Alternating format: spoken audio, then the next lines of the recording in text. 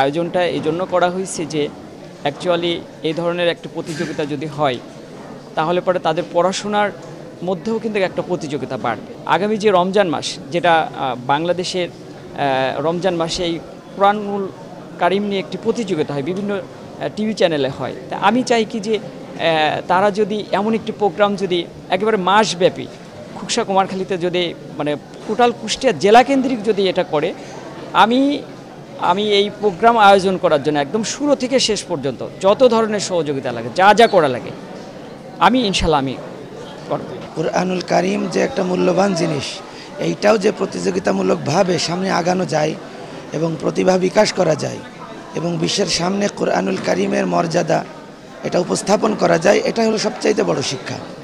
এরপরে ছাত্রদের আগ্রহ বৃদ্ধির জন্যে আয়োজকরা যে ব্যবস্থাপনা করেছে, অর্থাৎ পুরস্কারের ব্যবস্থা করেছে, এইটা বাচ্চা সুলভ মনের মধ্যে একটা প্রতিক্রিয়া সৃষ্টি করে, এটাও একটা ব্যাপার।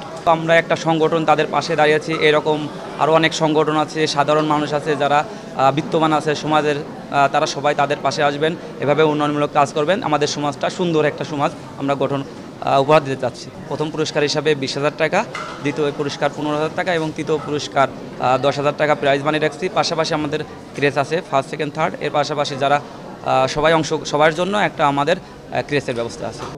ওলামায়ে হযরত, আমরা একটু জোরে সোরে তাকবীর দিই, লিল্লাহি তাকবীর।